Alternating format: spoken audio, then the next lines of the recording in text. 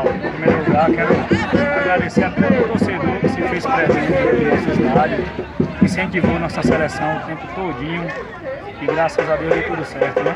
Agora vamos enfrentar realmente uma das melhores seleções do Intermunicipal, com todo respeito e assim, dentro do nosso domínio somos fortes, fizemos 21 gols, tomamos apenas um gol e a gente crê que há de tudo certo. E voltando a falar de Eri é um amigo que eu conquistei durante esse tempo que ele sempre passou aqui em Santa Luz, um cara homem, um cara verdadeiro, assim como o Robinho. E eu estava em Feira de Santana, Walter, porque minha mãe ela fez uma cirurgia e eu tive que estar com ela, mas a partir do momento que eu cheguei na sexta-feira e eu liguei para ele, que ele me falou que está sentindo um pouco, eu tenho uma irmã que é fisioterapeuta, Jaque Oliveira, e aí ela fez todo o tratamento com Eri, todo o tratamento, e graças a Deus deu tudo certo, fluiu dentro de campo, né?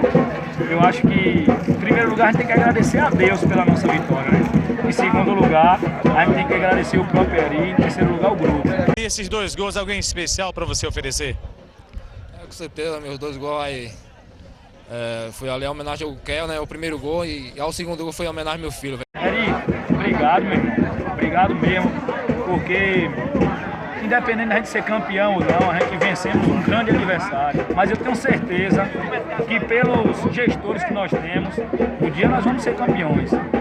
Entendeu?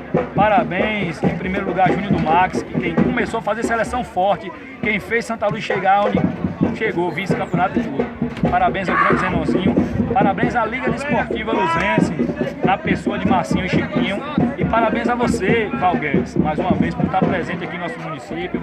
Eu sei que existem outras críticas aí de outro município por vocês não estarem presentes lá. Até entendo, entendeu? Até entendo. Mas muito obrigado por você estar presente aqui e estar levando o nome de Santa Luz na mídia nacional, porque o seu programa, ele é um programa nacional. Outro dia um primo meu de São Paulo ligou, rapaz, estou aqui ao vivo vendo o Val Guedes. Então muito obrigado, meu irmão, por estar levando o nosso nome. Queria eu ter uma força para te ajudar mais um pouco, mas muito obrigado por tudo aí. E vamos lá, Seleção Luzense. Com fé em Deus, vamos enfrentar Itaberaba e vai dar tudo certo. E agora, seu amigo Tarcísio, cara a cara, frente a frente com ele, e agora?